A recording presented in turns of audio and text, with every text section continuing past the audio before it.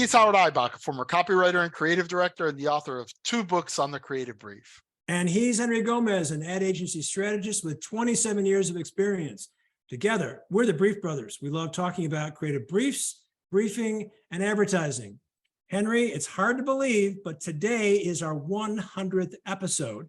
And I'm just kind of blown away by the fact that we've been able to keep this conversation going for 100 straight weeks. Not quite 2 full years, but almost. So today we're going to do a couple of things that, I thought kind of pat ourselves on the back because we haven't killed each other. We've kept the conversation going. We've had some great guests over the last couple of years. We've had a chance to break down the creative brief into what we call our nuts and bolts or our fundamentals. Why don't we just kind of, before we get into we're going to share clips, some of our favorite clips from past episodes, including some of our favorite guests. But before we dive into that, let's just kind of take a moment and reminisce and talk about this partnership and how it got started. If it hadn't been for you bugging me, we would have never done this. So what are some of your thoughts? Well, first, I apologize. My tuxedo's at the cleaners. I would have worn it today for the anniversary. Well, the 100th, me too. Me too. The 100th show. But I think neither of us envisioned that we would get to 100 or what the podcast would become, the show would become. I think we had an idea at the beginning it would be very short episodes. We kind of threw that out the window when we realized we both like to talk a lot. We've changed our formatics a little bit. Like in the beginning, we had like a first half where we talked about the brief and nuts and bolts, and then we did a creative review. And now we kind of just have standalone creative review episodes and standalone nuts and bolts, and we have episodes where we have guests on. So yeah, it's interesting how it's evolved. I think it feels natural. You mentioned something before we started recording that it was funny going back to like episode 1, like how slow we were talking. And it's true. Like we have like at least our intro and our outro now, we have it down pat pretty much. We don't flub it too often. But yeah, it's been fun and rewarding and stimulating for sure, which is what I get out of it. It's I like talking about advertising. I like talking about what I do, and hopefully some people can learn some things along the way. I think one of the most remarkable insights and lessons, I guess lessons would be a better word, that I've learned from the past 100 episodes of working with you is how much I've learned from you. And wow. I quote you a lot when I do my workshops because you are a working, practicing brief writer, and I'm not. I mean, I'm teaching people how to write briefs, but I'm teaching them from the perspective of what I want as a former creative. You're the guy who has to sit down with pen and paper or keyboard and fingers and translate your thoughts, translate all the information that you put in. And so when you come up with a comment about something, when you show how you go about doing something, I'm surprised, happily, at how much I've learned. And I share that with my workshops. So that's been one of the biggest benefits of this show for me. At the same time, when you ask me questions, it affords me an opportunity to meditate a little bit on the process that I engage in that sometimes I don't necessarily am conscious of, right? So it there's kind of like in a good way, a positive feedback loop there that, you're asking me the questions helps me to kind of also sort out my own thoughts about this document and this thing that we've dedicated 100 episodes to. For someone like you who really hates to talk and has nothing to say, it's been fun being your interviewer because then I don't have to worry about like, okay, what do I need to say next? No, just ask Henry a question. But I got to pull that information out of you because you're so reticent and retiring and shy. So I'm definitely not opinionated. No, not at all. Not at all. So before we dive in to show some of our favorite clips, let's just kind of like, what are some of the highlights for you of the last year? Well, to me, just looking back on it, things that I'm really jazzed about and proud about. One was when we took 4 episodes. We had like a a prologue and then 3 full episodes of writing a creative brief, like where we took an assignment, we solicited for an assignment, we took that assignment and we wrote a brief. And we went through the process of writing a brief. Yeah. And while it wasn't for a real, it was for a real company, it wasn't a client of ours or anything that we were working on, It was spec work. which was the benefit of the fact that it was spec work, was that we could share this with the public. There wasn't anything there that I was giving up that was proprietary to one of my clients or anything like that. But being able to do that, hopefully, and the internet lives forever. Hopefully in the future, people will refer to that and go there. People that are wanting to learn to write a brief, that exists, that they can kind of follow the train of thought from beginning to end of a brief, to me, is something that I think is valuable, or I would have found valuable as a young strategist teaching myself.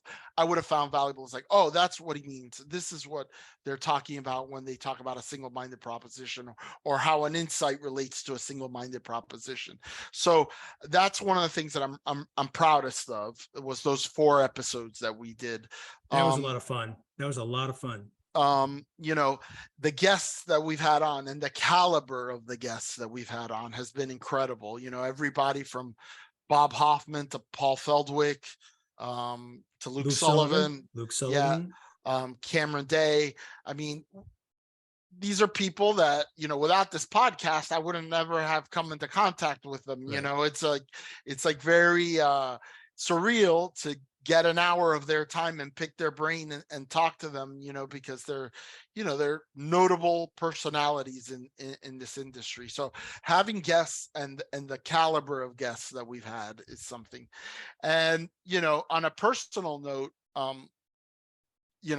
being able to have a venue to come back and talk about something like winning a Lion at Cannes, which was such a big deal for me over the summer. That was a huge thing too. And really being able to tell the story for the first time from beginning to end of how that initiative started, how the struggle to get it through, to sell it, to get it through, to execute it, to the actual award show and everything.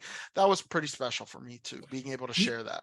Do you remember what got this whole thing started? This little debate that we had about, collaborating on a brief. Yeah, we've talked about that often, but it bears repeating for people that maybe aren't aware. I was on a road trip vacation with my son. This was probably 3-4 years ago. And you sent me an email or a text about this paper from the ANA about, writing briefs, and a white paper. It was a white paper, and it recommended that the brief should be written collaboratively between the client and the agency. And my answer was, great in theory, in practice, not so much. And we had like this debate. We were texting, and I remember I was having lunch with my son and we were texting back and forth, and I was like, and so I said, you know what, we should do a podcast so that we could debate stuff like this. And you were like, podcast. And now here we are 100 episodes in. Yeah, I know. It is amazing that, that got us kicked off. And then we were able to keep talking about what goes into a brief. And even though some of our guests, we didn't talk about the brief with specifically, we did one time with Bob Hoffman, but not the second time. Almost every guest allowed us a chance to ask questions about the brief and get their insights on the brief. So if you work in this business, you somehow touch a brief, right? Like, even if you're on the account side, if you're a creative, you have an opinion, and even if you're just an account, even if you're an account director, right. You'll have an opinion about briefs you've seen, good ones, bad ones, what you think makes a good brief. So I think if you're in advertising, the brief is a relevant subject regardless of what subspecialty you have within advertising. Absolutely. So why don't we use that as our transition into sharing with our growing audience. Remember, we had about 16 or 17 followers on YouTube, and now it's almost 200. 201, I think, as of today. Is that what it is? We cracked the 200 number. That's like, we can both retire. We've gone through some of the past episodes and picked out clips that we're going to share with you now that we really liked, including some of the things that Henry's already alluded to, like our multiple episode on writing the brief. And he's got a guest, Mark Ritson, who was a guest of ours recently that he wants to do a clip for. But I think we're going to start with going all the way back to our first episode when you and I were speaking as if we had our voices turned down, like robots. Yeah, exactly. I am Henry Gomez. It's kind of funny. I think once we got a little He is Howard Eibach. I think once we got the conversation going, we kind of loosened up. But man, it was just painful listening to our intros because we were so slow. But anyway, the first episode, we asked the question, what goes into, or what makes a good brief writer? And each of us had, I think, an astute and experienced kind of an answer. So why don't we take a listen to what we had to say way back in episode number 1. I think that one of the things that gets overlooked a lot when it comes to writing creative briefs is that it's writing. And therefore, just like any writing, the more you do it, the better you get at it. You're trying to tell a story within the framework of a 1 or 2 page creative brief, but that doesn't mean that the writing can suffer. So I take pride in the fact that it's not just a form with with questions to answer, but rather it's a story that I'm writing, that I'm telling the creators about our target, about our problem that they need to solve creatively. So to me, the writing itself is important. So somebody who has a talent for and a desire to be a writer, I think is important. Well, I would say that as the writer, what matters to me is your ability to listen. Can I really pay attention to what the customer is telling me? As I want to know what the customer wants. But the last thing I'm going to do is actually ask the customer a question. I came across a quote the other day that I really liked a lot, and I used it in my post on LinkedIn.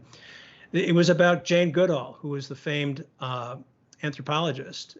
And someone said, Jane Goodall never interviewed chimpanzees.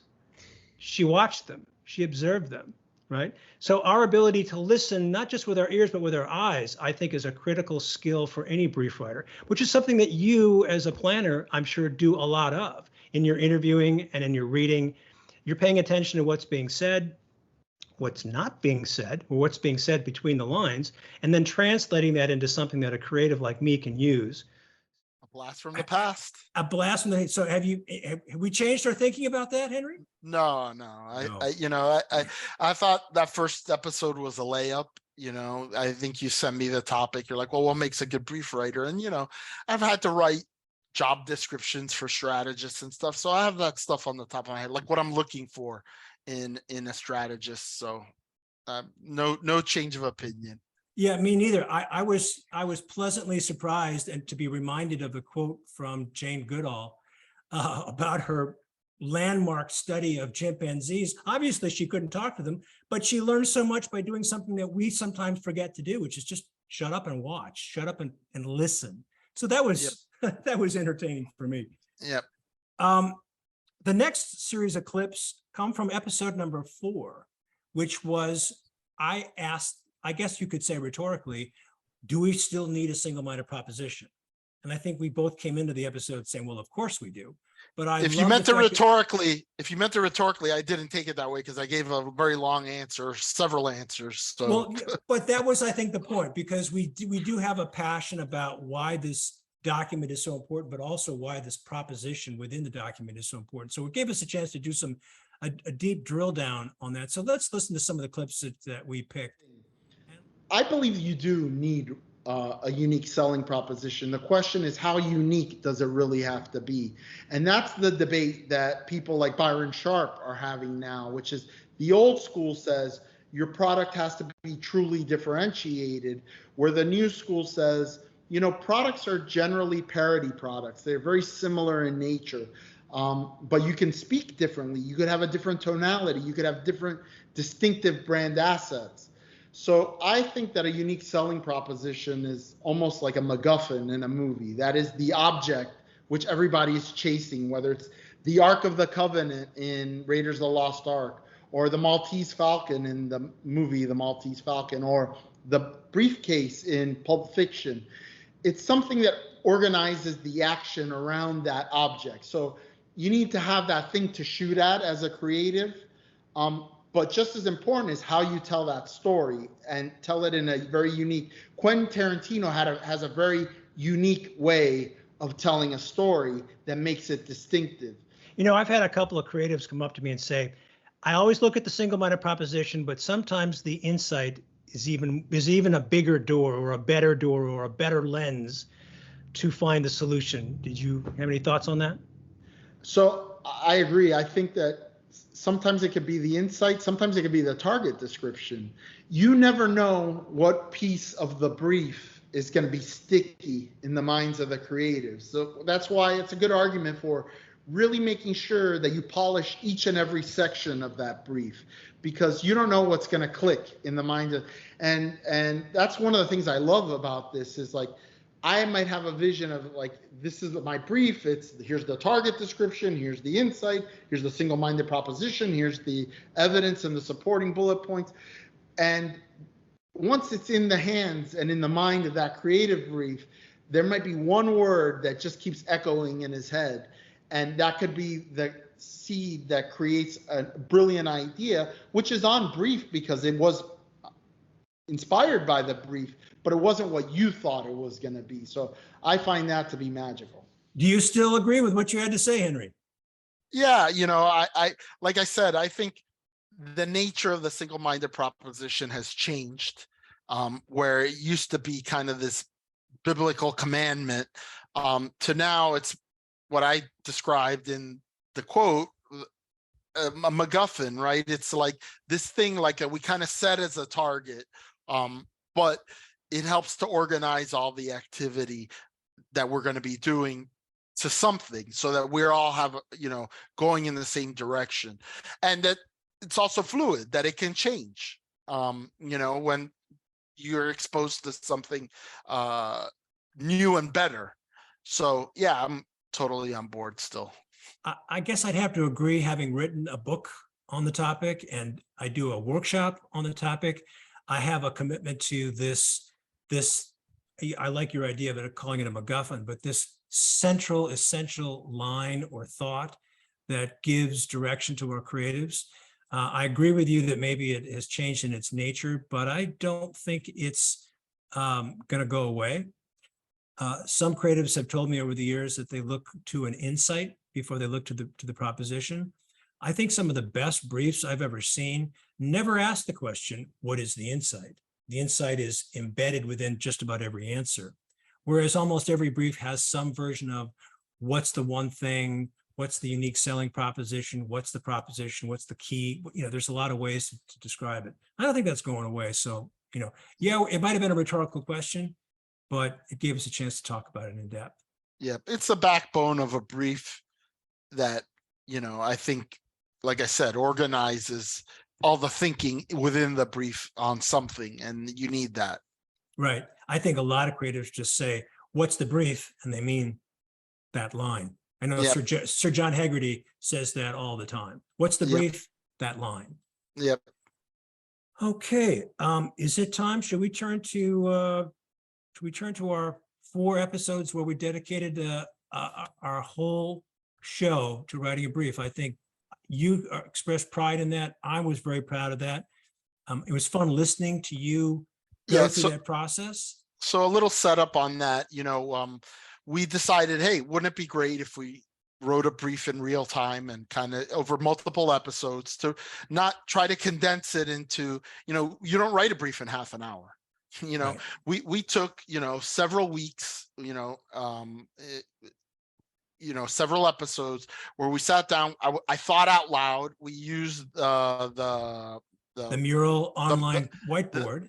We used the mural to organize the thoughts, and we were thinking out loud. We were, trading ideas, and we kind of developed this brief like on the fly. And then in the final episode, we revealed like the final, like this is what the final polished brief would be, what like all the answers to those questions would be. So we're not going to obviously go through the whole 4 episodes here, but I thought we'd show the clip from when we revealed the single-minded proposition that I wrote.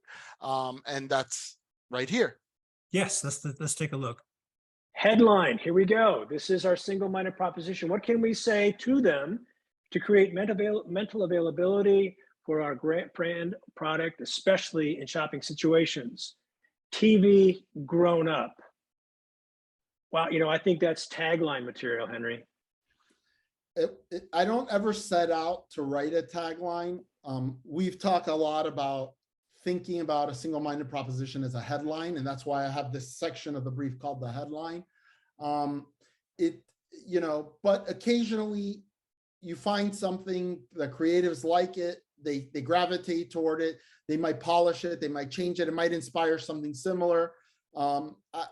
I shoot for the moon, but my goal isn't necessarily to create a tagline or a headline. It's something to help them think about it. I think that this works. I am a kind of a closet copywriter or creative. So I've noticed. I like it. We'll get into it a little more as we talk about like kind of the supporting points. But what I think it does is you'll notice that in the context section, I talk about mature audiences and how it complements Disney Plus and ESPN Plus, which are in the Hulu family, in the Disney family of streaming services. And that got me to thinking, this is a product, Disney Plus is such a children focused, and family focused product that this is the yin to that yang, right? This is the grown-up version of Disney Plus, where grown-ups get their fix of TV. And so, but it's also could have a double meaning, which is, TV has evolved, from that time where we had those rabbit ears on a black and white set to cable coming in and revolutionizing television and all the new content and the fragmentation to streaming, re-revolutionizing it. And you could say that maybe Hulu somehow is like the most up-to-date, modern, contemporary way of watching TV that there is. So the medium has grown up, but it's also for grown-ups. Yeah, I really like that line, and I like the way I guess what I really like is your intrepid nature. You're an intrepid guy. You did some serious digging. I was surprised at what you're able to find just going on the Hulu website. You dug deep and found their online, you found their brand guidelines published for the whole world to see. I'm not sure they intended that, but there it was. And it gave you everything you needed to know about the brand right at your fingertips. That was amazing. Well, intrepid, talking about characteristics of a brief writer, I think, being relentless and searching for useful information is part of it. You have to know your way around client websites and how to get intelligence, like on the client and the client personnel that you're presenting to, etc. All that stuff is part of it.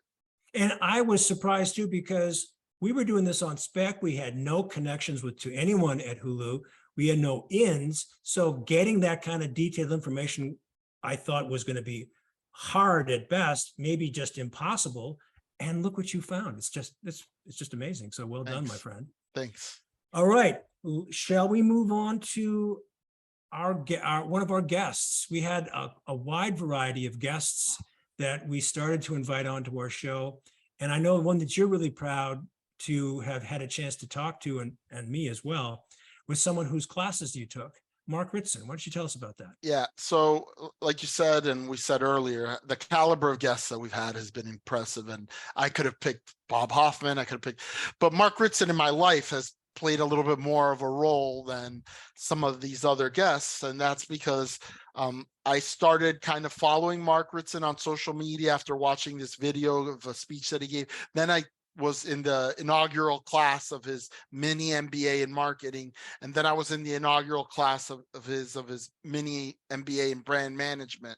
And so he's been more than just this influencer that I follow that, covers the industry, and a columnist and a celebrity within advertising. He's become kind of a mentor to me, even though I had never had a conversation with Mark before we got on the because you taking a class, it's all virtual now, and it's video capsules that he's teaching. But he was aware of me, and we had a contact through LinkedIn and so forth. But it was great to talk to him at length about some of his thinking, some of the thinking that attracted me to his philosophy in the first place. So here's a clip of Mark. I thought this was fun because we talk about the traditional stale old media and how it's not so stale after all. And my frustration with the media that covers marketing and advertising is they don't show enough critical capabilities to pinpoint the bullshit in all of this and actually point out that a lot of it isn't accurate. It's just, I have no problem with Zuckerberg bullshitting about the power of Facebook's advertising. That's what he's meant to do. The problem is the media doesn't critically assess those points, and clients are so scared of being caught out saying things like, actually, radio looks good to me. Outdoor looks really good to me. There's no client that would have said that in the climate of the last 5 years, because they're scared shitless of looking outdated and old-fashioned and all the things that will get you fired from your job. And so we saw this sort of progression where people like Gary Vee, who's a splendid fellow, but completely nonsensical on most aspects of marketing and advertising, were given free rein to talk shit and were not critically held accountable by the media that should have held them accountable. To me, there's a couple of things to unpack in what you just said. One is these digital native companies like Amazon and Netflix that use quote unquote traditional advertising to advertise their wares. I think that's hilarious. Hey, look, Henry, you just pause on that point, right? They're not only do they use it, they're the biggest investors in it, right? The companies that were hammering TV advertising spend more on TV advertising than anybody else. And out of home and all the rest of it. Totally. Apple has owned a billboard on I-95, which is a main interstate freeway here that runs right through Miami. Apple has owned a billboard there for like the last 10 years with rotating the newest iPhone, the newest whatever. And, and it's not even a digital board. It's just a big out of home board in a very desirable location. And this is one of the most technologically advanced companies in the world. But to your point, Henry, it's also one of the smartest companies, right? So you take that one single example. What are Apple doing? They want a non-digital billboard because viewability on non-digital billboards is 100%. Not only is it 100%, if you look at the dwell time and the actual fixation time on outdoor fixed advertising, it's around 85%. So you're running an ad that 85% of the people are going to look at. Yeah. Digital doesn't have anything like that, right? For starters, something like 70% of Instagram advertising isn't visible, right? It doesn't appear in a human place, right? So when you start running the proper numbers on this, you start to realize why Apple are doing it, because they want their ads to be seen, and they're a smart company. Any thoughts about this now, a little bit after the fact? No, again, I think he's right. I think I'm right in the clip. We when you see brands like Amazon and Apple using traditional media, it tells you, these high-tech companies know that they have to at least complement what they're doing in digital media with, some of the media that still garners huge audiences. Yeah, and I think another thing that was impressive about the conversation was the fact that we don't really talk to or haven't talked to a lot of marketers. We've talked to creatives, we've talked to strategists, but Mark was a marketer. We talked to Tim Holmes, who is a marketer. He's the director of marketing at, I forget the brand name now. I'm drawing a blank. It was up in Minnesota. We've had a couple, and yeah, Kirsten Curry was also a director of marketing for a major appliance company. So we do have that insights from marketers, and I work primarily with marketers when I do the training. So to hear from someone as stellar and well-regarded as Mark Ritson. It was kind of a cherry on top. And we had a broad ranging discussion, Yeah, we did. a lot of it about the dysfunction in the industry and where things have gone wrong, particularly with the way that our own industry trade press is kind of crazy. So I again, just it was a big highlight for me, was being able to sit down and talk with him all the way from Tasmania. So, Right. I think the fun for me was talking to Luke Sullivan. Here's a guy who wrote a book on how to be a great copywriter, someone who worked at Fallon McElligott, who set the standard for what a good creative thinker needs to be, and who has written, what is it, the 6th or 7th? He's on the 7th edition of his Hey Whipple, Don't Squeeze This book on copywriting. So it was, actually, I was a little nervous when I had this conversation with him. So let's take a listen. We've had guests in past episodes where we talk about the challenge of training in our industry. What are some of your thoughts on the status of training for copywriters and art directors and strategists?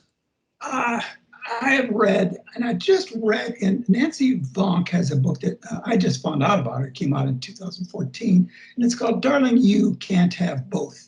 And it's about her advice, along with Janet Keston's advice to young women, what bullshit business advice to ignore on the way up. And I just read in her book this. The average barista gets more training than most agency staffers. That was the startling headline that left off the pages of Adweek, a leading trade publication, in March 2011. That's true. I mean, you get marched through it. This is for art direction and copywriting. We try very hard to inculcate into these students the crafts of copywriting and art directing. At my school, they had to take many other classes. I would think it'd be better at a graduate school where you could focus on nothing else but the craft of copywriting, art direction, or strategy, as they do at the BC Brand Center, would result in better training. But I hear mixed results about pretty much every school out there. It always comes down to the student. But as soon as you join when I joined as a young writer under Tom McGilligut's, most agencies hire out of a sense of emergency. I just lost it. I just got a new client and I need to plug in 3 teams over here. And they hire 3 teams and let's go, go, go, go, go, go. Or I lost a team on Goodyear and a big meeting with Goodyear is 2 weeks from now, go, go, go, go. And so I was thrown into a huge radio project that Tom didn't want anything to do with. It was really a piece of shit project. But that's how I started a love affair with radio. It was crap radio. It wasn't even live radio. I mean, it was live radio. But when you're thrown in the pool and if you teach yourself. So right. Where am I going with this? Some of this stuff you do need to be thrown in the pool. You just need to hammer it out and figure it out. But yes, wouldn't it be great if there was a mentoring thing throughout all agencies? And Nancy covers that well in this book. It's fun to meet your heroes. It's fun to meet your heroes. Absolutely. And he had a really nice, very highly regarded guy who had a really nice compliment for my book on the single-minded proposition. So it was great to see him on the show. Great to have him join us. Right when he was launching his book tour for his new book, beginning of the year. Yep. So one more thing we want to hear from is your experience at Cannes this last year, where you and your colleagues at Zuby Advertising brought home some impressive awards. Let's talk about that for a minute before we set up the clip. Yeah. So if we're talking about highlights over the last 2 years, I went to Cannes. We won a silver lion. It's the first lion for me. It's the first lion for the agency. It was something we were definitely consciously striving to achieve. And the podcast, the Brief Brothers podcast, gave me the opportunity to tell the story of this initiative that the agency undertook on behalf of a client we didn't have, and to tell that story from soup to nuts and lay it out there. Here's a couple of clips about what went into the brief for that I wrote for the assignment. And then there's a short clip about how the nature of Cannes is changing with more marketers attending the festival at Cannes. But the most notable thing on the brief, I think that really helped them was that I cut up sections of an interview that Fernando Machado, the then CMO of Burger King, gave to an Indian television station, and it was filmed in Cannes, like, I don't know, 5 or 6 years ago. And he sat down with them for like an hour. And I found this video on YouTube just searching for Fernando Machado. And I think at the time the video had like 6 views, like literally, it was like in the Brief Brothers kind of neighborhood of number of views. The thing was that during the course of this hour, he basically spills his guts into what he's looking for ideas for Burger King.